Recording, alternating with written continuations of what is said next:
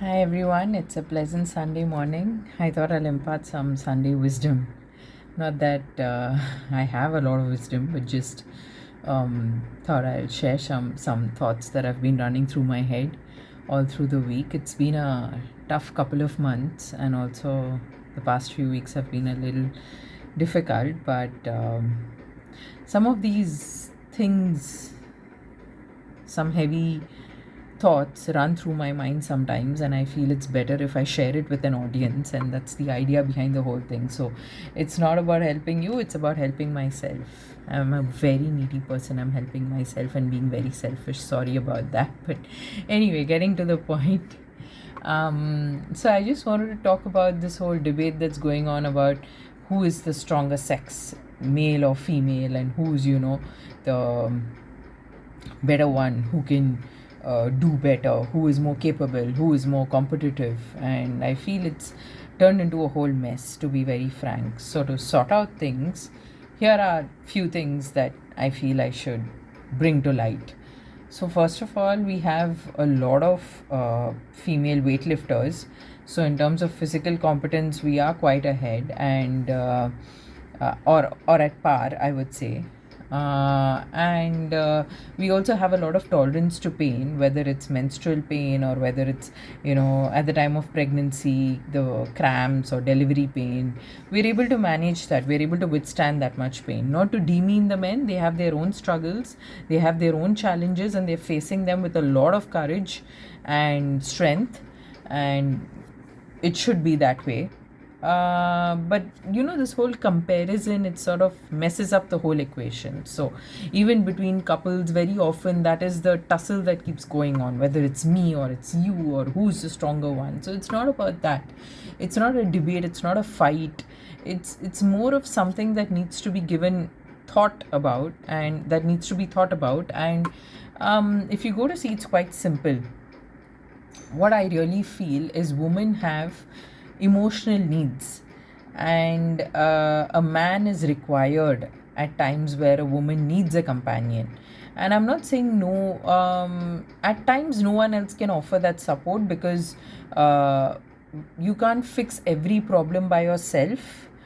You need a partner, you need a companion, and sometimes the people around you are going through certain struggles themselves, so you can't really completely depend on them for emotional support. So when you have a companion, I feel if they're made for each other, if they're there for each other, then that really means you offering that support to one another at times of difficulty. And being a woman, I feel we are faint hearted, we are soft when it comes to emotions. We are quite I'm not saying we are weak, we are quite needy. We need support, and I feel it's a great quality. It's not a flaw. I don't see it as a flaw. It's something we should be proud of. And the men folk can offer that emotional support. I feel it's not a big ask, and it providing some reassurance at times of difficulty, providing that emotional strength, providing a shoulder to cry on. These are things men can easily offer. And that's what a woman looks for in a man.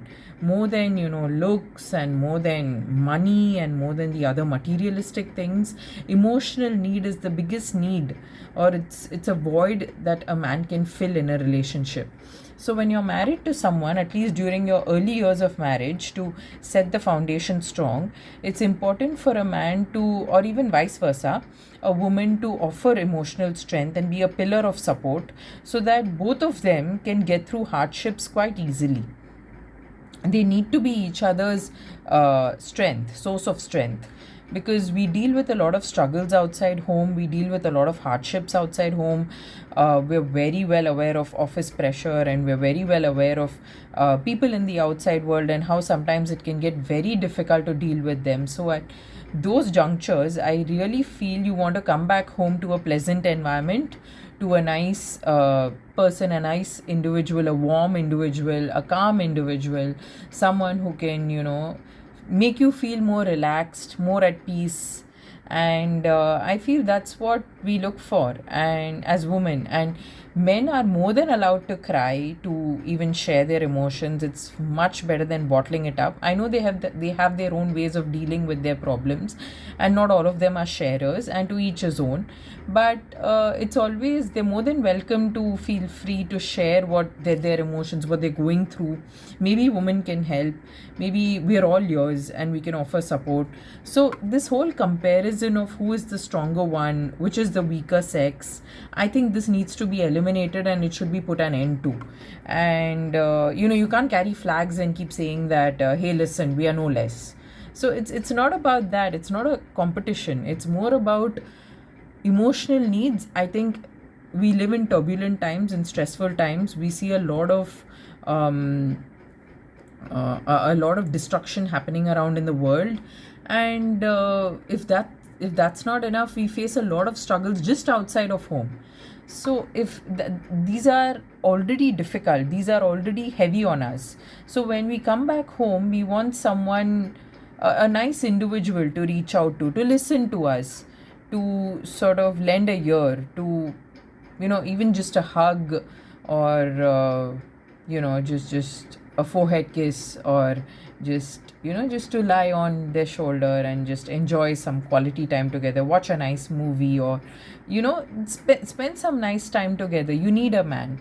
And that kind of companionship should be there in the early years of marriage, and you slowly build on such a relationship. There is going to be difference of opinion, there are going to be arguments, and there are going to be disagreements, no denial. But as you grow as a couple, and if you look at a future together, a long future together with children, at 60 or 80, if you want to hold hands together and say we've made it through all these struggles, then I feel it should be a result of the strong foundation that you've built in the early years of marriage, and that can happen only when you fulfill each other's emotional needs.